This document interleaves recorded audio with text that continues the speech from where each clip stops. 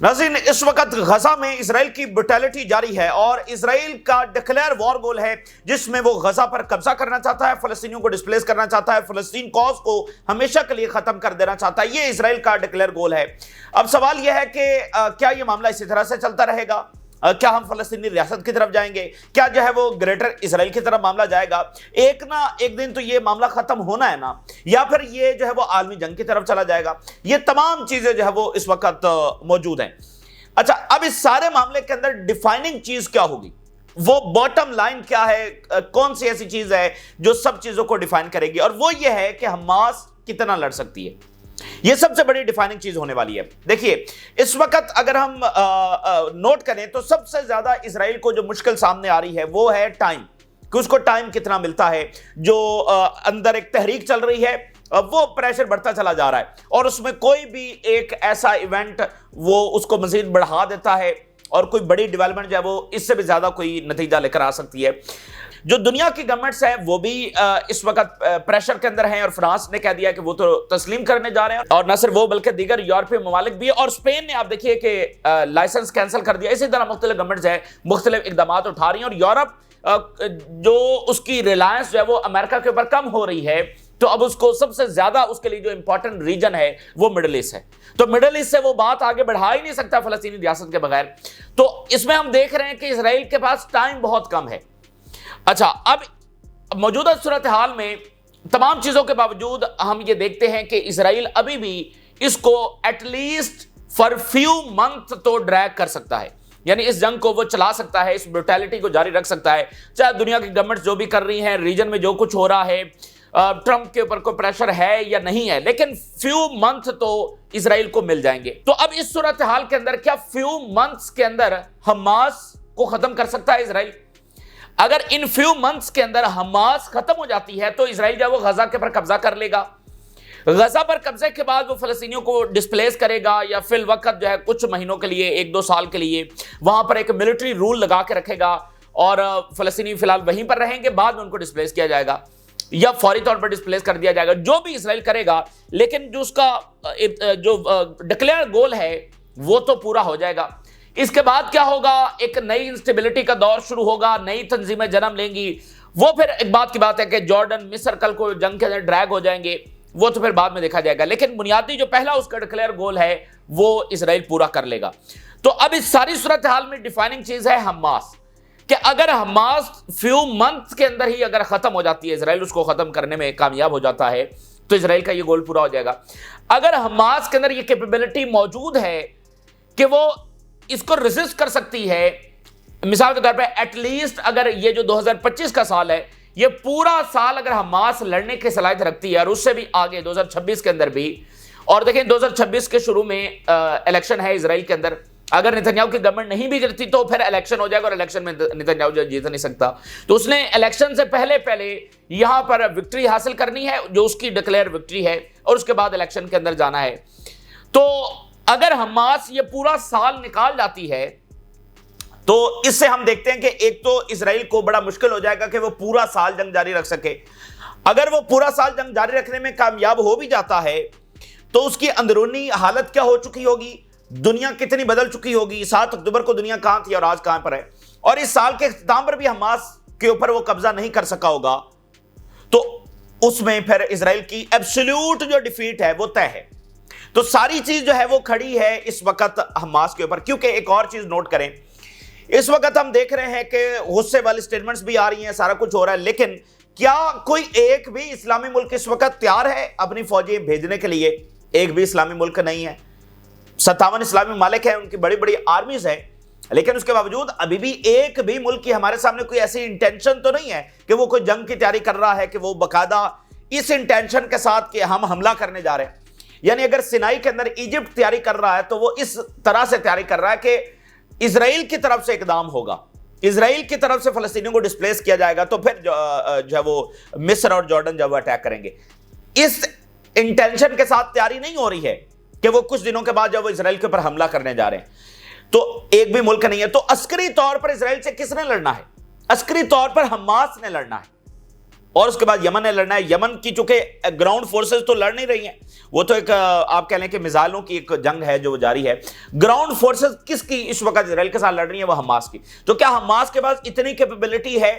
باقی چیزیں بھائی دنیا میں کیا ہو رہا ہے، عالمی عدالت، باقی سپورٹ آ رہی ہے، وہ چیزیں ساتھ ساتھ چل رہی ہیں. یونیورسٹیز میں تحریک چل رہی ہے، مظاہرے ہو رہے ہیں، عرب جو گورنمنٹس ہیں ان کے اوپر پریشر بڑھ رہا ہے، وہ ساری چیزیں ٹھیک ہے. لیکن بنیادی جو چیز ہے وہ یہ ہے کہ حماس کی کیپیبلٹی کتنی بچی ہے، کیا وہ ریزسٹ کر سکتے ہیں؟ تو بڑے سالڈ ایویڈنس وہ آپ کے سامنے رکھیں گے. کیسے ہزاروں کی تعداد میں اس وقت فائٹرز موجود ہیں، اور جو نئی اسیسمنٹ سامنے آ رہی ہیں اس کے مطابق جو ہے وہ حماس کی کیا کیپیبلٹیز موجود ہیں یہ آپ کے سامنے رکھیں گے. کلاک جو ہے وہ ٹک ٹک کر رہا ہے، ٹائم جو ہے وہ گھٹتا چلا جا رہا ہے، اور اسرائیل جس ڈائریکشن کے اندر جا رہا ہے وہ دلدل ہے، مکمل طور پر اسرائیل اس کے اندر غرق ہونے والا ہے. اور قطر پہنچے ہیں ٹرکی کے فارن منسٹر، اور جوائنٹ پریس کانفرنس بھی ہوئی ہے. دو باتیں انہوں نے بڑی واضح کی. ایک تو فلسطینی ریاست، انہوں نے کہا کہ کوئی جو ہے وہ اس کے علاوہ سولوشن نہیں ہے فلسطینی ریاست کے علاوہ. ٹرکی اور قطر دونوں نے حماس کا جو نیریٹو ہے اس کو انڈورس کیا کہ حماس تیار ہے اسرائیلی قیدی چھوڑنے کے لیے، سیز فائر کے لیے، لیکن اصل میں یہ اسرائیل ہے. تو یہ انڈورس کیا انہوں نے. اور دوسرا، قطر کے اوپر اسرائیل یہ ایک پروپیگنڈا کر رہا ہے کہ جو امریکی یونیورسٹیز کے اندر تحریک چل رہی ہے اس کو قطر فنڈ کر رہا ہے، جس کا دور دور تک کوئی معاملہ ہو ہی نہیں سکتا ہے. لیکن آپ کو بتایا کہ اسرائیل ایک فسادی قوت ہے، اور یہ ان ملکوں کے لیے بھی اب ساری چیزیں واضح ہو رہی ہیں کہ جنہوں نے اسرائیل کے ساتھ نارملائزیشن کر رکھی ہے تو ان کے ساتھ بھی اسرائیل کس طرح سے پیش آتا ہے.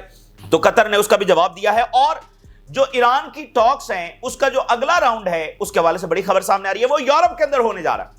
اس وقت میں آپ کو بتاؤں کہ ایک تاریخ لکھی جا رہی ہے اور نیو ریالٹیز دنیا کے اندر ایمرج کر رہی ہیں، اور ان نیو ریالٹیز کو اب یورپ بھی ماننا شروع ہو گیا ہے. یورپ کو بھی سمجھ آ رہی ہے کہ اب نہ وہ اکانومی ہے اور نہ وہ عسکری پار ہے اور نہ وہ غلبہ ہے. تو اس لیے اب ان ملکوں کے ساتھ انگیج بھی کرنا ہے جن کو وہ اپنے جوتی تلے رکھنا چاہتے تھے، جو کبھی ان کی کالونیز رہے ہیں. اب وہاں سے انویسٹمنٹس بھی آنی ہے، ان کی کوئی نہ کوئی بات بھی اب ماننی ہے. اور امریکہ جس کی قیادت کے اندر وہ اس ورلڈ آرڈر کو چلا رہے تھے، اب اس امریکہ کے ساتھ بات بننے والی نہیں ہے، اور ڈالر کے اوپر ٹرسٹ نہیں کیا جا سکتا، اور چائنا کے ساتھ ٹریڈ بہت ضروری ہے. دیکھیے، اگر امریکن کمپنیز اگر چائنیز ریئر ارتھ منرلز کے بغیر جو ہے سروائیو نہیں کر سکتی، تو اگر یورپ نے ٹیکنالوجی بنانی ہے تو وہ ریئر ارتھ منرلز کہاں سے لے کر آئے گا؟ تو چائنا سے. تو یہ نئی ریالٹیز ہیں کہ چائنا ایمرج کر چکا ہے، یوکرین میں شکست ہو چکی ہے، مڈل ایسٹ کی اہمیت بڑھ گئی ہے، وہاں سے انویسٹمنٹس آ رہی ہیں. یہ ساری نئی ریالٹیز ہیں.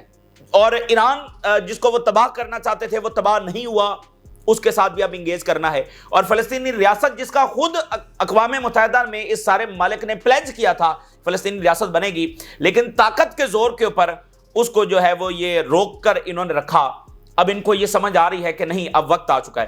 کیونکہ دیکھیے، مڈل ایسٹ سے اگر انویسٹمنٹس آنی ہیں، اگر مڈل ایسٹ سے انرجی کوریڈورز بننے ہیں، اگر ٹریڈ کوریڈورز بننے ہیں، تو مڈل ایسٹ میں جب تک امن نہیں ہوگا تو بات کیسے بڑھے گی؟ تو امن کے لیے ان کو پتا چل گیا ہے کہ فلسطینی ریاست کے بغیر یہاں پر امن نہیں ہو سکتا. یہ اب بالکل وہاں پر کلیئرٹی آ گئی. یعنی دیکھنا کہ باقی کوئی اگر کونے میں جنگ چل رہی ہوتی تو وہ نہیں، یہ تو اب پوری نہ صرف مڈل ایسٹ کا معاملہ ہے، ان کے اپنے دارالحکومتوں میں مظاہرے ہو رہے ہیں. تو ان کو انویسٹمنٹس لانی ہے، انرجی ٹریڈ کوریڈورز بنانے ہیں. اس کے لیے کیا چاہیے؟ امن. اور امن کے لیے کیا چاہیے؟ فلسطینی ریاست. تو یہ اس طرح سے ایکویشن بنی ہے. اس لیے یورپ جو ہے، حالانکہ وہاں پر بھی زائنسٹ لابی ایکٹیو ہے، گورنمنٹس کو پریشرائز کر رہی ہے، مختلف لیڈران کو پریشرائز کر رہی ہے. کچھ گورنمنٹس بھی وہ گرانے کی کوشش کریں گے، اپنے سارے ریسورسز بروئے کار لانے کی کوشش کریں گے. لیکن ایک طرف گراؤنڈ کے اوپر ڈیفیٹ اور ایک طرف یورپ کی بدلتی ہوئی نئی ضرورتیں، یہ وہ چیزیں ہیں کہ اسرائیل جو چاہتا ہے، جو بدماشی والا اس کا ٹائم تھا، اس کا خاتمہ یہ بتا رہی ہیں. اور پھر جو ہم نے نئے ایویڈنس آپ کے سامنے رکھے کہ ماسکو اور بیجنگ اور اس کے علاوہ نارتھ کوریا کے حوالے سے بھی یہ رپورٹس ہیں کہ وہ ملٹریلی سپورٹ کر رہے ہیں، باقاعدہ اسلحہ سپلائی کر رہے ہیں. تو وہ مطلب پوری طاقت کے ساتھ تو اسرائیل کے خلاف مڈل ایسٹ میں اتر چکے ہیں. تو اسرائیل کی وہ بدماشی والا ٹائم ختم ہو رہا ہے. That's it. یہ ساری چیزیں آپ کے سامنے رکھیں گے. یمن کے جو ہے وہ ڈیلی حملے بھی جاری ہیں. اچھا، جو اکتوبر 7 کی رپورٹ سامنے آئی ہے، ایک نئی رپورٹ جاری ہوئی ہے، اور اس سے آپ کو اندازہ ہوگا کہ اسرائیل کی جو آرمی ہے جو صرف عورتوں اور بچوں کے اوپر ظلم ڈھاتی ہے، اس کی ٹوٹل بہادری کیا ہے. اکتوبر 7 کی نئی رپورٹ کے اندر پتا چلا ہے کہ کم سے کم 5 یونٹ کمانڈر جو ہے وہ اس دن مارے گئے. ایک سیٹلمنٹ کے اندر 5 یونٹ کمانڈر جو ہے وہ مارے گئے. اور ایک ٹاپ کمانڈر تھا جو بچ گیا. وہ ٹاپ کمانڈر کسی انڈر گراؤنڈ فیسلٹی کے اندر چھپا رہا جب کئی گھنٹے تک حماس کے فائٹرز مختلف ملٹری بیسز میں تھے, اٹیکس کر رہے تھے, ان کے فوجیوں کو نشانہ بنا رہے تھے. تو یہ ملٹری کمانڈر جو سب سے ٹاپ کا تھا, یہ اپنی کسی انڈر گراؤنڈ فیسلٹی میں فیملی کو لے کر جناب وہاں پر چھپا رہا اور اس سے باہر تک نہیں نکلا. یہ ان کی آرمی ہے جب ریئل فائٹرز کے ساتھ ان کا سامنا ہوتا ہے. اور وہ مظاہرہ ہم دیکھ بھی رہے ہیں. حزب اللہ کے ساتھ یہ ٹکرائے تو بہت نقصان ہوا, بہت زیادہ کیجویلٹیز ہوئی ان تھاؤزنڈز.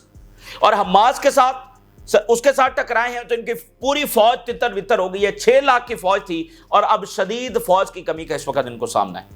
اور لڑائی کس سے ہوئی ہے؟ ایک بھی اسلامی ملک کی آرمی سے لڑائی نہیں ہوئی ہے, حماس کے ساتھ لڑائی ہوئی ہے اور فوج جو تتر بتر ہو چکی ہے.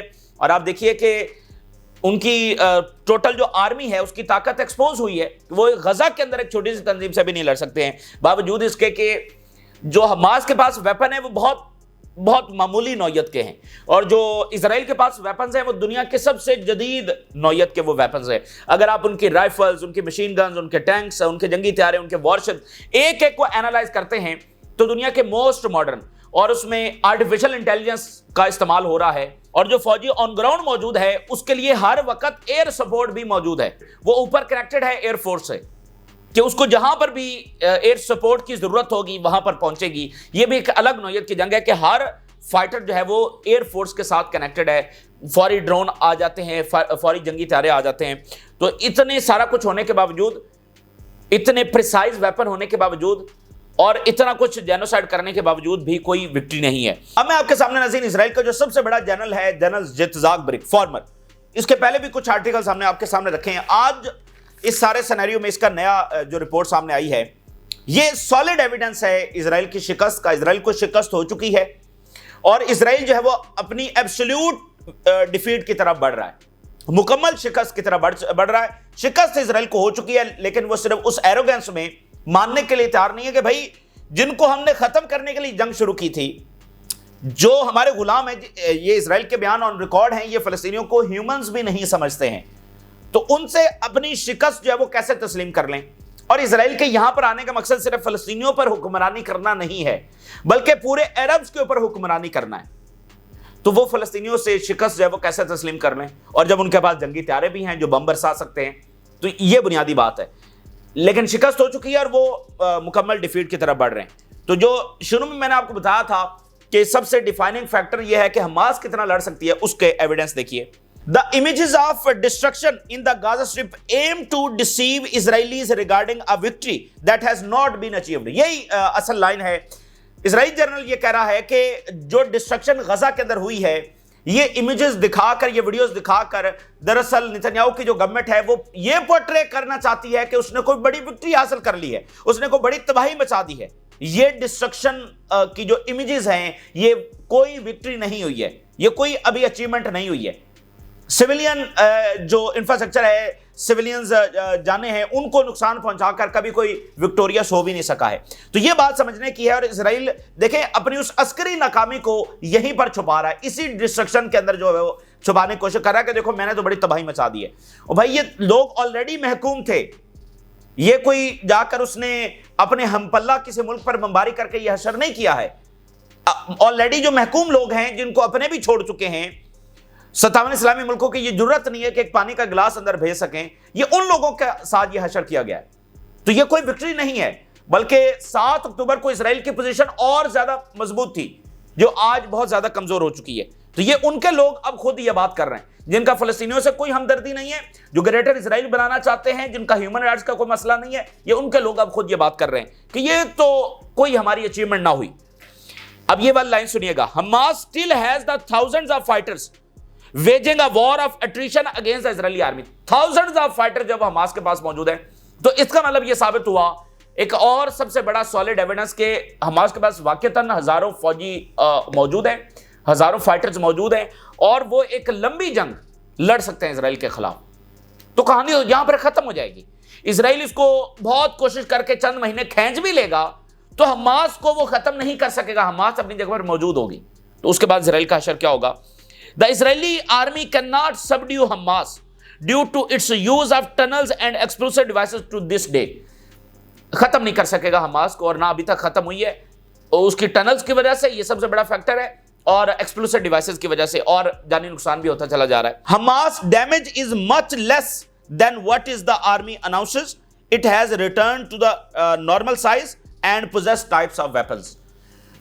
جو ہمیں بتایا جاتا ہے کہ حماس کو اتنا ہم نے تباہ کر دیا ہے, وہ 80% تباہ ہو گئی ہے یا 50% تباہ ہو گئی ہے, جتنا بھی بتاتے ہیں, اس سے بہت کم نقصان ہے جو حماس کا ہوا ہے. اور اس کے پاس کئی ٹائپس کے ویپنز بھی ہیں, اور وہ اپنے پورے اس سائز کے اندر بھی موجود ہے, یہ نہیں کہ اس کو کٹ ٹو سائز کر دیا. ٹھیک ہے, تو یہ جنرل جو ہے وہ جزاک برک کا بات کر رہا ہے. دیکھیے بنیادی بات یہ ہے, آج جنگ رک جاتی ہے تو اسرائیل سے پوچھا جائے گا نا کہ بھئی کیا اس نے اچیومنٹ حاصل کی ہے. اس کے بعد وہ فیز 2 کا پرپوزل موجود ہے جس میں فلسطینی ریاست بننی ہے. تو دیکھیے یہ ایک ایسی چیز ہے جو اسرائیلی تسلیم کر ہی نہیں سکتے ہیں, اس لیے وہ کبھی ادھر ٹکرے مار رہے ہیں, کبھی ادھر ٹکرے مار رہے ہیں, کبھی لیبنان میں بمباری, کبھی شام میں, کبھی یمن میں, کبھی غزہ میں, کبھی ویسٹ بینک میں. وہ راہ فرار ہے اس لٹکتی تلوار سے جو ان پر چلنی ہی چلنی ہے, اس سے ان کے لیے کوئی راہ فرار نہیں ہے. چونکہ یہ ویسٹ کے لاڑلے ہیں, امریکہ کے لاڑلے ہیں, تو وہ بار بار ان کو چانسز دے رہے ہیں کہ جاؤ ٹھیک ہے گریٹر اسرائیل بنا لو اور غزہ کے پر قبضہ کر لو بذریعہ طاقت. لیکن طاقت نہیں چل پا رہی ہے, اور طاقت کی سب سے بڑی خامی یہ ہوتی ہے کہ وہ جتنا استعمال کی جاتی ہے اتنی گھٹتی ہے.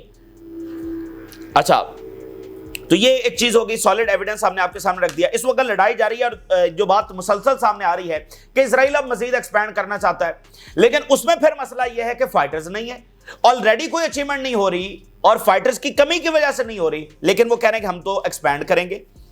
No progress in the exchange deal negotiations and we are close to expanding the fighting in Gaza. اسرائیل کی آرمی بتا رہی کہ بالکل قریب ہیں ہم ایکسپینڈ کرنے کے. Expanding the scope of combat will include a broad mobilization of reserve forces. بہت بڑے لیول کے اوپر, یعنی ہزاروں کی تعداد کے اندر ریزرو فورسز جو ہیں وہ غزہ کے اندر داخل کی جائیں گی. تو یہ خبریں مسلسل وہاں سامنے آ رہی ہیں, لیکن بنیادی مسئلہ پھر وہیں پر ہے کہ فائٹرز نہیں ہیں, فوج اتنی ہے نہیں جتنا وہ موبلائز کرنے کی بات کر رہے ہیں یا جتنے بڑے آپریشن کی بات کر رہے ہیں. اور ہوگا کیا کہ یہ جتنی فوج پیچھے بیٹھی ہوئی ہے اگر وہ ساری بھیج دیتے ہیں تو وہ تو ساری کی ساری, دیکھیں آپ ساری فوج کبھی بھی استعمال نہیں کر سکتے, آپ نے پیچھے ایک فریش فوج رکھنا ہوتی ہے. اب مثال کے طور پہ آگے اسرائیلی میڈیا ہی کی رپورٹ دیکھیے. The shortage of fighters due to the ongoing Gaza war has prompted the army to extend the duration of reserve services. وہ جو ریٹائر ہونے والے تھے ان کی ریٹائرمنٹ بھی روک لی ہے due to the shortage of fighters. Reserve soldiers served approximately 500 consecutive days. 500 دن ہو چکے ہیں وہ ریزرو جو جنہوں نے چند دن جو ہے وہ سرو کرنا ہوتا ہے, 500 دن سے بغیر کسی چھٹی کے اس وقت وہ موجود ہیں, ایگزاسٹ ہو چکے ہیں پوری طرح سے. The military order impose an additional 4 months of service in the army on regular soldiers. اب آپ ذرا اندازہ کریں کہ مثال کے طور پہ یہ اپنی فوج ان کی یہاں پر ایگزاسٹ ہو رہی ہے, آگے چل کر تو مثال کے طور پہ مصر سے یا جارڈن سے جنگ ہونی ہے تو ان کی فوج تو آلریڈی ایگزاسٹ ہوگی, تو وہاں پر کیا نیوکلیر استعمال کریں گے؟ اچھا اگر نیوکلیر استعمال کریں گے تو نیوکلیر استعمال کرنے کے بعد اسرائیل خود بچ جائے گا؟ اور بھائی وہ تو ایک آخری چیز ہوگی نا کہ بھئی ہم ڈوب رہے ہیں تو پھر سارے ڈوب جائیں, وہ تو وہ والی چیز ہوگی, بالکل خاتمہ ہوگا اسرائیل کا, بالکل صفحہ ہستی سے مٹنے والی بات ہوگی جس دن یہ نیوکلیر کا بٹن دبائیں گے. تو ان کی آرمی ایگزاسٹ ہو رہی ہے, مزید جنگ بڑھے گی اور ایگزاسٹ ہو جائیں گے. تو اگر اسی درمیان جارڈن یا مصر سے جنگ ہوگی, جو وہ چاہتے نہیں ہیں لیکن جنگ تو پھر ہونی ہے آگے یہ جس طرح سے معاملات جا رہے ہیں, تو ان کی ایگزاسٹڈ آرمی اور ایجپٹ کی فریش آرمی اور جارڈن کی فریش آرمی, اور پھر جب کوئی سٹیٹ آ جائے گی تو پھر آپ کو پتہ بھی نہیں ہے کہ وہ ادھر سے حزب اللہ بھی آ جائے گی, ادھر سے شام بھی آ جائے گا, ادھر سے جارڈن بھی آ جائے گا, پھر سارے آ جائیں گے. تو یہ آرمی لڑ سکتی ہے. The Israeli army is making an amendment requiring soldiers to remain after the end of their regular services due to a shortage of personnel. اب وہ ریگولر فورسز کے حوالے سے بھی قانون بنا رہے ہیں کہ وہ ریٹائرمنٹ جو جن کی ہو رہی ہے ان کو بھی ریٹائر نہ کیا جائے بلکہ وہ اپنی سروس جو ہے وہ جاری رکھیں. یہ اس وقت ان کی حالت ہے. اسی درمیان یہ رپورٹ سامنے آ رہی ہے کہ ہوتیز جو ہے وہ تو مسلسل حملے کر رہے ہیں, اسرائیلی میڈیا رپورٹ کر رہا ہے. The Houthis continue to launch their missiles towards Israel on daily basis. روزانہ کی بنیاد کے اوپر جو اٹیکس ہیں وہ اس وقت ہوتیز کے جاری ہیں. ایران کے جو ٹاکس ہیں اس پر ایران یہ کہہ رہا ہے, ایران کے فارن منسٹر کا بیان جاری ہوا ہے, وہ کہہ رہے ہیں کہ معاملات بڑے اچھے آگے بڑھ رہے ہیں. Araghchi third round of US Iran talks extremely serious technical, معاملات آگے بڑھ رہے ہیں. تو اب یہ جو چوتھا راؤنڈ ہے ناظرین وہ یورپ کے اندر ہونے جا رہا ہے. किस कैपिटल में होगा ये भी बताया नहीं गया, लेकिन यूरोप के अंदर होने जा रहा है। और इसमें ईरान के फॉरेन मिनिस्टर जो है वो पेरिस और लंदन और बर्लिन यहां का दौरा भी कर सकते हैं। और ये तारीख है, मतलब इसराइल, आप सोचे तो सही, इसराइल नेतन्याहू जो है वो इन यूरोपियन कैपिटल्स का दौरा नहीं कर सकता और ईरान वहां पर जाकर दौरे कर रहा है, मुलाकातें कर रहा है। ये एक तारीख है जहां पर लिखी जा रही है। दुनिया की रियलिटीज बदल रही हैं, इसलिए वो ममालिक विजडम के साथ काम ले रहे हैं, जो अपनी एरोगेंस को कहीं ना कहीं छोड़कर नई रियलिटीज को एक्सेप्ट कर रहे हैं, उसके मुताबिक चल रहे हैं। बर्तानिया अमेरिका को कह रहा है कि आपके साथ ट्रेड पर तो हम कंप्रोमाइज कर सकते हैं, लेकिन यूरोपीय यूनियन और चाइना के साथ कंप्रोमाइज नहीं कर सकते। ये बर्तानिया है। किसने सोचा था कि बर्तानिया अमेरिका को ये जवाब देगा? तो नई रियलिटीज को जो है वो ममालिक समझ रहे हैं। अच्छा, ये यूरोपियंस ये नहीं चाहते कि वो अमेरिका को छोड़ दें या अमेरिका के खिलाफ आकर खड़े हो जाएं, लेकिन अमेरिका जो उनसे डिमांड कर रहा है, या जैसे पहले होता था कि जो बात आती थी अमेरिका से वो मान ली जाती थी, अब ऐसा नहीं हो रहा है। वो अमेरिका के साथ भी चलना चाहते हैं, लेकिन अमेरिका कह रहा है कि नहीं, उनकी टर्म्स के ऊपर, और टैरिफ और चाइना उसको आइसोलेट करना है, वो इसको मानने के लिए इस वक्त तैयार नहीं है, और दोबारा अमेरिका के ऊपर एज अ लीडर ट्रस्ट करने के लिए तैयार नहीं है। तो ये नई रियलिटीज है। अच्छा, कतर पहुंचे हैं टर्की के फॉरेन मिनिस्टर, और ज्यादा बात उधर सीरिया और गजा के हवाले से इसमें डिस्कशन हुई है, और ज्वाइंट प्रेस कॉन्फ्रेंस हुई है, जिसमें एक तो फलस्तीनी रियासत उन्होंने बात की है दोनों की जानिब से, और हमास का जो नैरेटिव है, देखें, इसराइल ये कहता है, नेतन्याहू ये कहता है, व्हाइट हाउस ये कहता है कि हमास की वजह से जंगबंदी नहीं हो रही। तो दोनों की ज्वाइंट, जो सबसे बड़े इत्तेहादी अमेरिका के, टर्की और कतर, ज्वाइंट स्टेटमेंट जारी करते हुए कहा कि हमास बिल्कुल ठीक है और हमास तैयार है तमाम कैदी रिलीज करने के लिए, और ये जो भी हो रहा है ये इजराइल की वजह से जंग जारी है। फलस्तीनी रियासत की बात हुई। कतर के खिलाफ ये प्रोपेगेंडा किया जा रहा है कि जो तहरीक वहां पर, नेचुरल तहरीक जो चल रही है अमेरिका के अंदर, उसके पीछे जनाब कतर फंडिंग कर रहा है। अब आप देखें ना, इनके काम देखें, असल में ये इसको एक्सेप्ट करने के लिए तैयार नहीं कि अमेरिकन यूनिवर्सिटीज में इनके खिलाफ तहरीक चल रही है, तो वो उसको एक ये रंग देने की कोशिश कर रहे हैं कि ये तो फंडेड है। अच्छा, इसका मतलब ये तो अमेरिका के लिए और तज़हीक का मामला है कि एक छोटा सा मुल्क, कतर कितना बड़ा मुल्क है, जरा उसकी चेक करें आबादी कितनी है, और अमेरिका का सबसे बड़ा इत्तेहादी, अमेरिका का इत्तेहादी छोटा सा मुल्क, वो अमेरिका के अंदर, उनकी यूनिवर्सिटीज के अंदर इतनी बड़ी कैंपेन चला रहा है। ये कितना बड़ा सिक्योरिटी फेलियर है अमेरिका के लिए, ये तो ज्यादा तज़हीक की बात है। उनकी यूनिवर्सिटीज में इतना कुछ हो रहा है, और वो ट्रंप को रेजिस्ट कर रहे हैं, लेकिन कतर के कहने के ऊपर जब ये सारा कुछ कर रहे हैं, तो आप जरा अंदाजा करें, तो ये पूरी तरह से बौखला चुके हैं। आखिरी जो बात है वेरी इंटरेस्टिंग, ट्रंप ने जनाब अभी ट्वीट किया है, और उसने कहा है कि पनामा कैनाल और उसके साथ सुएज कैनाल, ये मिस्र वाली सुएज कैनाल, इसमें से जो अमेरिकन जहाज है उनसे जो है वो फीस नहीं लेनी चाहिए। अब इसमें दो इंटरेस्टिंग बातें, एक ये कि वो पनामा कैनाल के ऊपर तो कब्जा करना चाहता था, अब कह रहा है कि सिर्फ फीस नहीं लेनी चाहिए। तो क्या ट्रंप उससे पीछे हट गया है क्योंकि उसमें कोई प्रोग्रेस नहीं हुई? तो क्या ट्रंप उससे पीछे हट गया कि अब कह रहा है कि सिर्फ फीस? और अब उसने पहली बार सुएज कैनाल की बात की है, यानी मिस्र डायरेक्ट अब उसमें आया है। वो कह रहा है कि कोई फीस जो है वो, और मिस्र के साथ अभी भी चाइना की जंगी मशकें जारी हैं, यकम तक जारी रहेंगी। तो सुएज कैनाल का पहली बार जिक्र जो है वो ट्रंप की जानिब से किया गया, तो कहीं ना कहीं सुएज कैनाल भी दोबारा से इस मामले में शामिल हो गई है। तो ये तफसीलात जो आपके साथ शेयर किया, हमने राज जरूर आगाह करें। फिल वक्त के लिए हमें इजाज़त दीजिए। अल्लाह।